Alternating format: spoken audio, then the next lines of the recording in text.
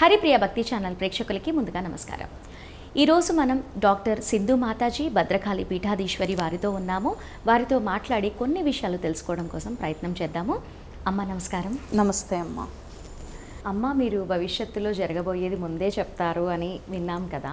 ఈ 2024లో ఏం జరగబోతుంది? ఏమైనా విపత్తులు వచ్చే అవకాశం ఉందంటారా?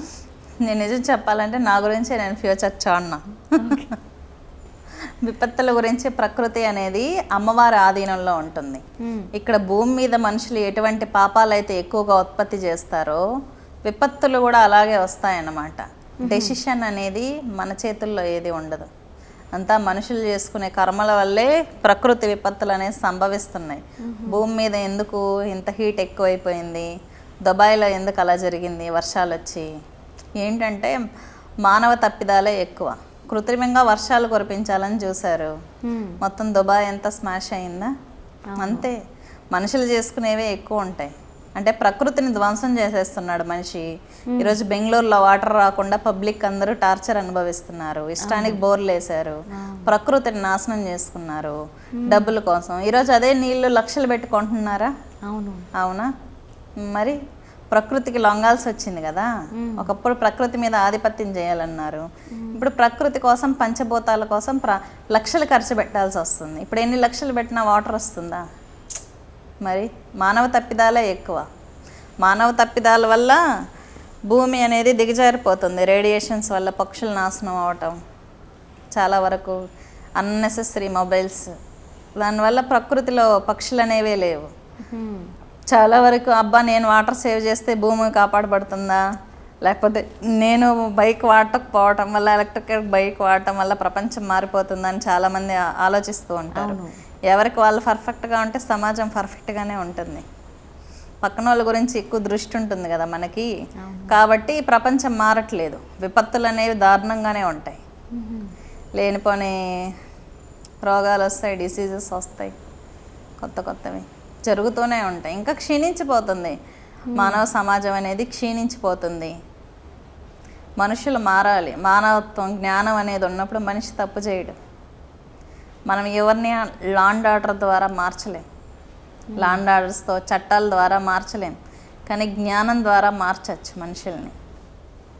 పాప భీతి, భయము, దేవుడు అంటే భయము, పాపం చేస్తే భయము, ఇలాంటివంటి ఉంటే, జ్ఞానం ఉంటే మనిషి మారుతాడు. పాప భీతి లేదు, భయం లేదు, దేవుడా లేడు, ఉంటే రమ్మని చెప్పు అంటారు. ఇంకా అటువంటి వ్యక్తికి ఇంకా దిగజారిపోకుండా సమాజం ఈ 2024 కాదు, ఇంకా ఫ్యూచర్ మొత్తం కూడా మనిషి మానవ జీవితం అనేది దిగజారిపోవటమే. ఇప్పుడు షుగర్ అనేది ఒకప్పుడు 60s ముందు వచ్చేది, ఇప్పుడు ఏంటి 12 years. మొన్న హైదరాబాద్లో హోటల్స్ చూశాను వరుసగా, మొత్తం కెమికల్ ఫుడ్, పురుగులు పట్టిన ఫుడ్ కూడా ఉంది 5 star హోటల్స్లో. వరుసగా ఆ కథనాలే వచ్చాయి హైదరాబాద్లో ఈ మధ్య. ఇంకా బయట తినే ప్రతి ఒక్కరూ ఫుడ్ కెమికల్ తింటున్నట్టేనా, ఫుడ్ కలర్స్ అని తింటున్నట్టేనా. ఇంకా ఫుడ్ ద్వారా క్యాన్సర్స్ ఈజీగా వస్తాయి. జుట్టుకి క్యాన్సర్ వచ్చేసింది, స్కిన్కి క్యాన్సర్ వచ్చేసింది. ఇంకా మానవ జీవితం అనేది వెనకబడిపోతుంది కదా. మనం టెక్నాలజీ అనే పదాన్ని పట్టుకొని మానవ జీవితం వెనకబడిపోతుంది.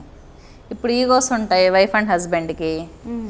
వైఫ్ నాకేంటి, నేను జాబ్ చేస్తానంటుంది. ఇక్కడ పిల్లలకి సరైన టైంకి ఫుడ్ అందదా, భర్తను ప్రేమగా చూసుకోలేకపోతుందా, ప్రేమ కోసం భర్త ఎక్కడో బయట చూస్తున్నాడా, తనేం కోల్పోతుంది, భర్తను కోల్పోతుంది, పిల్లల జీవితం కోల్పోతుంది, పిల్లలకి టైంకి అందదా.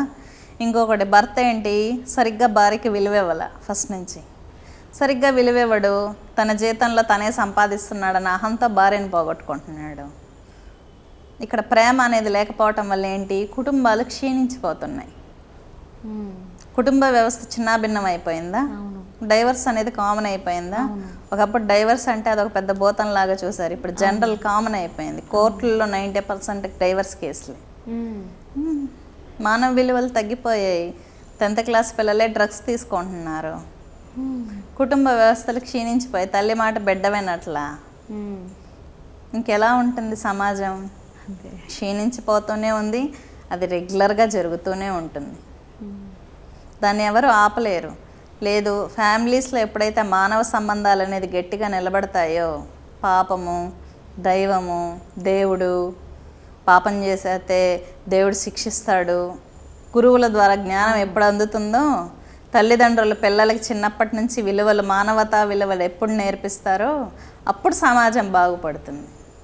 అంతేగాని లాండ్ ఆర్డర్స్ వల్ల, ప్రభుత్వాల వల్ల ఏం పబ్లిక్ ఏం భయపడరు. అంటే వేరే వేసి వెతుక్కుంటున్నారు. అవును. జ్ఞానం వల్ల, దేవుడి వల్ల, గురువుల వల్ల బాగుపడుతుంది సమాజం. సరైన గురువు వల్ల. గురువులు అంటే అందరు గురువులు కాదు, మంచి జ్ఞానం అందించే గురువుల కొరత ఇండియన్స్కి చాలా ఉంది. పబ్లిక్ గురువుల నుంచి శక్తులు, మ్యాజికల్ పవర్స్ ఆశిస్తున్నారు, జ్ఞానం ఆశించట్లేదు. జ్ఞానం చెప్తానంటే ఎవరు వినే పరిస్థితుల్లో లేరు. అది ఇప్పుడున్న పరిస్థితులు. ఈ 2024 కాదు, సమాజం మానవతా విలువలని తగ్గిపోతూనే ఉన్నాయి. మనిషి మరణానికి, క్రూరత్వానికి, కలిమాయకి దగ్గర అవుతూనే ఉన్నాడు. చాలా చక్కగా చెప్పారమ్మా. నమస్కారం.